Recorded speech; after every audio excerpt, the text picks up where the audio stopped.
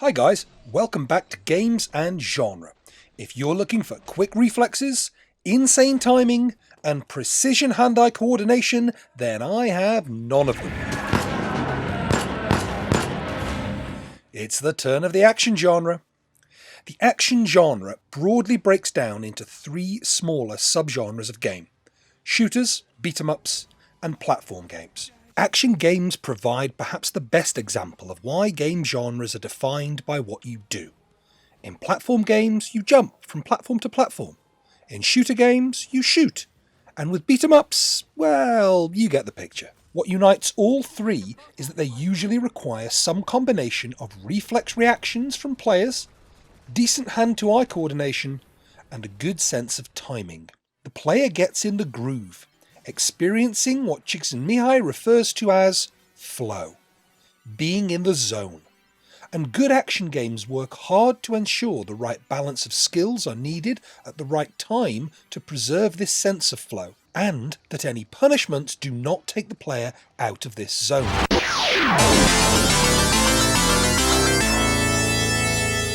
This video is organised by these features, not subgenres, so let's start with timing. Let's slug off and get rat-arsed instead. Timing is a big feature in platform games. As this example shows, if your timing is off, then so are you.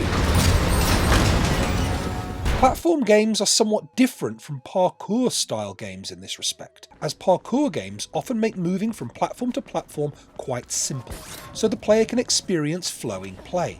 As anyone who has played 80s platformers will tell you, there's nothing flowing about making your way through ghosts and goblins. This fact helps us think about probably the most important decision in any game. What happens when the player gets something wrong? Killed by a rattlesnake with 356 gold. Let's take a look at two very different ways platform games handle this. This is Pixar's Rush. It's a modern platform game aimed at young children and based around the Pixar series of films. As the name suggests, most of the levels involve rushing around, sometimes in a platform-to-platform manner. What happens when the player falls off is that they lose 50 coins and then respawn for another go at that section. In terms of player punishment, it's fairly low. You can even respawn if you don't have any coins, and you won't go into negative coins. The total stays at 0. This is wholly appropriate for a game aimed at small children, and it's another example of why knowing your target audience demographic is so important. Compare this with ghosts and goblins. If the player loses a life, they have to go back to the start of the level, or the midpoint if they passed that already.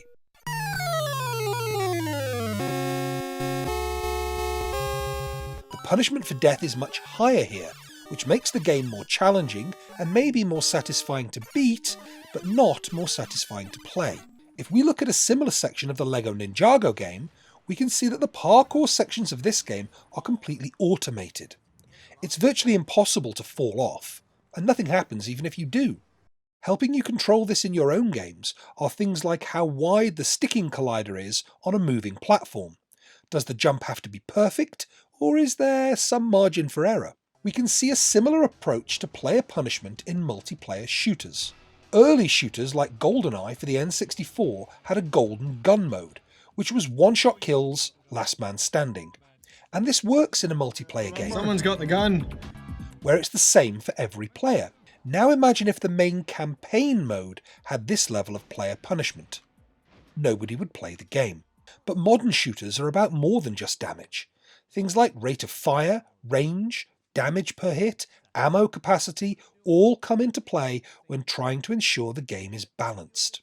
Add in shields and armour, with some weapons being effective against one but not the other, and you can start to see how multiplayer games try to even out the punishment, and why some guns get a bad reputation. So if you keep using noob tubes, I'm hitting you offline, alright? He's just too good with a noob tube. But things get even more interesting if you look at offline shooters. Once upon a time, all shooters were offline, and based their player progression around a campaign rather than a more RPG-style levels and ranking system. Careful management of resources like health, ammo, and in some cases armour are essential to make it through games like this, with death ultimately resetting the player in what is often referred to as a roguelike way.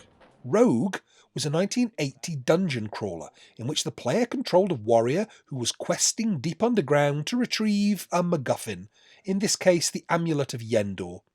What made Rogue stand out was the way that it handled player death. It enforced something called permadeath, wiping any save file the player might have made when their character died. Characters who died stayed dead, and the player had to start all over again. To make matters worse, the game's levels used an early form of procedural generation, meaning that each playthrough was different. No learning the level and beating the game that way. The format became so popular that subsequent games that used a similar system of permadeath and procedural generation are called roguelike. One example of a roguelike shooter is the brilliantly funny Void Bastards. In this game, the player controls a convict awakened from dehydration to retrieve their own MacGuffin, a citizen card, or the components required to make one. Your citizen card has been shredded. Don't worry, you'll find parts to construct another one from on nearby vessels. Finding what you need is done by boarding a variety of ships and searching them for parts, all the while avoiding, or destroying, the inhabitants. Progression into the void is procedurally generated, so each playthrough is different. I'm sure you didn't mean to drift away from your current location. You look much too smart to pass by the valuable fuel and part it contains. Once the player dies, that character and all their special abilities, fuel, food and ammunition are gone. Where Void Bastards is different from Rogue, though, is that the player gets to keep the equipment they have found, so each rehydrated convict starts off slightly better than the last. In this case, the player punishment is permadeath, but not quite. What makes shooters like Void Bastards part of the action genre is the reliance on manual targeting, or hand-eye coordination. The player is responsible for tracking and timing shots, and learning the different firing conditions of each shot. Things like recoil, fire arc, and even shot effect vary wildly from gun to gun, giving the game a high input for high agency value, like most shooters. Perhaps the action subgenre with the highest input for agency value is the fighting or beat-em-up genre. As with shooters, this tends to break down into two broad categories of beat-em-up. One-on-one fighting games, or PvP, that lend themselves well to multiplayer online play, and progressive campaigns that play better as single-player or cooperative games. PvP beat-em-ups are fiendishly difficult to master, with each character requiring a different combination of up to 11 buttons in order to pull off a dizzying array of moves.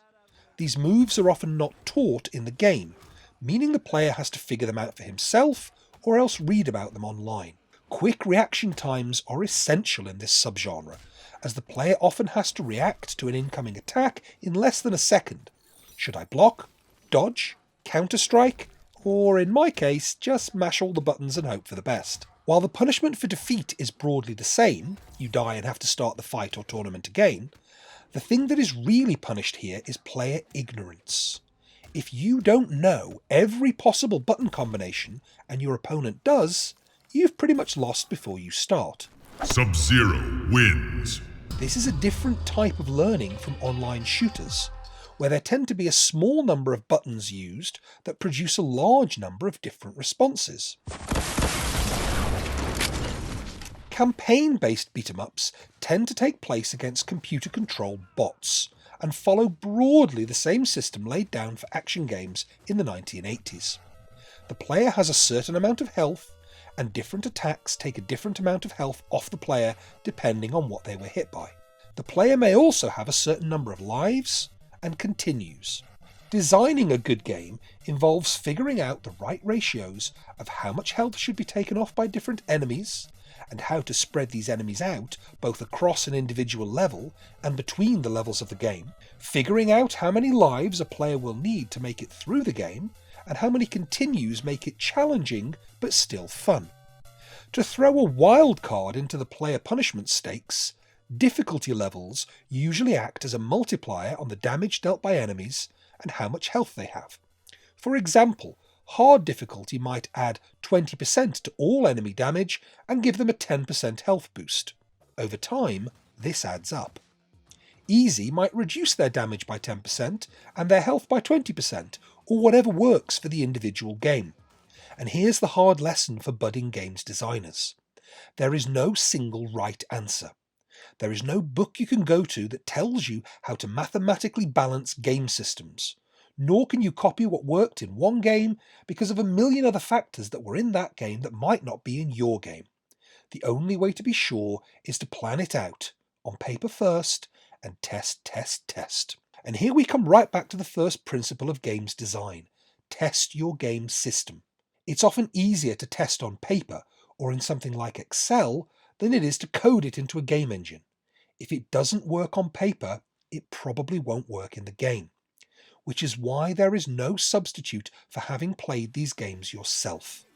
Lots of games, digital and tabletop, across a range of different genres.